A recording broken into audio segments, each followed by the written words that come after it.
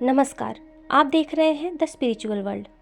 दर्शकों, सोमवार का व्रत भगवान शिव को समर्पित एक ऐसा पवित्र व्रत है जिसका वर्णन हमारे शास्त्रों और पुराणों में विशेष रूप से किया गया है।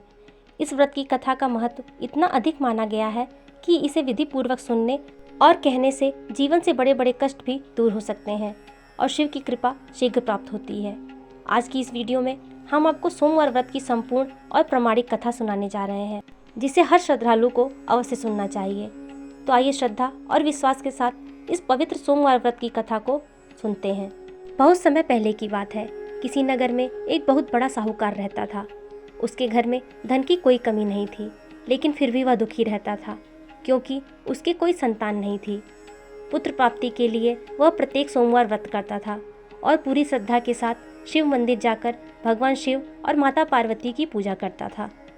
उसकी भक्ति देखकर एक दिन माता पार्वती प्रसन्न हो गई और भगवान शिव से उस साहूकार की मनोकामना को पूर्ण करने का आग्रह किया।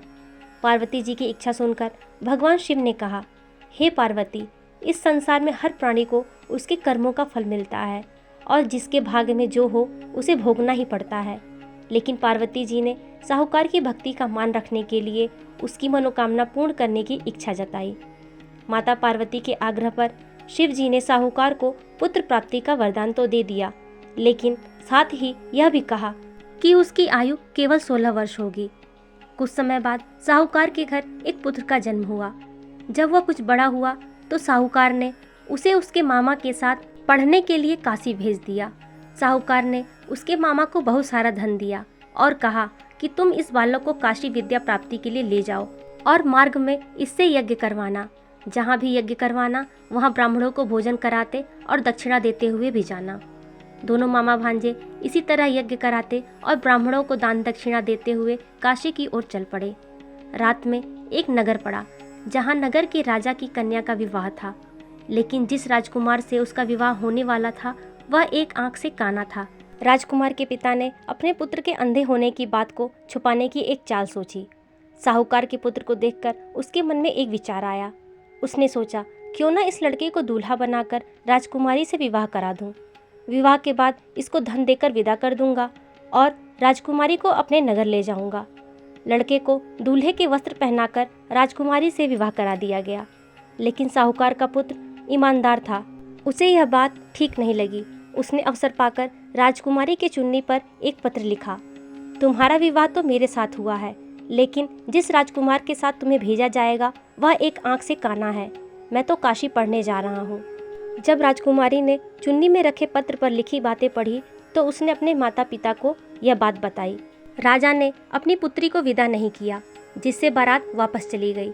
दूसरी ओर साहूकार का लड़का और उसके मामा काशी पहुँचे और वहाँ जाकर उन्होंने यज्ञ किया।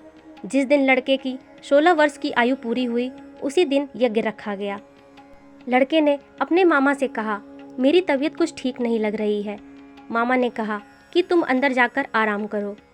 शिव जी के वरदान अनुसार कुछ ही देर में उस बालक के प्राण निकल गए। भांजे को मृत देखकर उसके मामा ने विलाप शुरू किया। संयोगवश उसी समय शिव जी और माता पार्वती उधर से जा रहे थे। पार्वती जी ने भगवान शिव से कहा, स्वामी, मुझे इसका दुख नहीं देखा जा रहा है, कृपया आप इस व्यक्ति के कष्ट को दूर करें। जब शिव जी मृत बालक के समीप गए तो वह बोले कि यह उसी साहूकार का पुत्र है जिसे मैंने 16 वर्ष की आयु का वरदान दिया था। अब इसकी आयु पूरी हो चुकी है। तब माता पार्वती ने कहा, हे महादेव, आप इस बालक को और आयु प्रदान करने की कृपा करें, अन्यथा इसके वियोग में इसके माता पिता भी तड़प तड़प कर मर जाएंगे। माता पार्वती के आग्रह पर भगवान शिव ने उस लड़के को जीवित होने का वरदान दिया।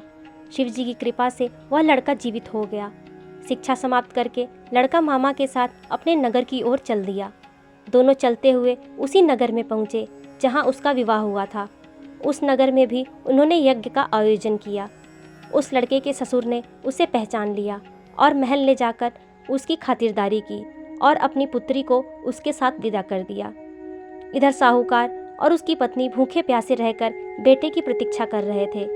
उन्होंने प्रण कर रखा था कि यदि उन्हें अपने बेटे की मृत्यु का समाचार मिला तो वह भी प्राण त्याग देंगे, परंतु अपने बेटे के जीवित होने का समाचार पाकर वे बेहद प्रसन्न हुए। उसी रात भगवान शिव ने व्यापारी को स्वप्न में आकर कहा हे व्यापारी, मैं तेरे सोमवार के व्रत करने से बेहद प्रसन्न हूँ। मैंने तेरे पुत्र की आयु लंबी कर दी है। इसी प्रकार जो भी सोमवार का व्रत करता है या कथा सुनता है और पढ़ता है, उसके सभी दुख दूर होते हैं और समस्त मनोकामनाएं पूर्ण होती हैं। अगर आप भी चाहते हैं कि आपकी हर मनोकामना पूरी हो तो सच्चे मन से सोमवार का व्रत जरूर करें, क्योंकि भगवान शिव अपने भक्तों को कभी निराश नहीं करते।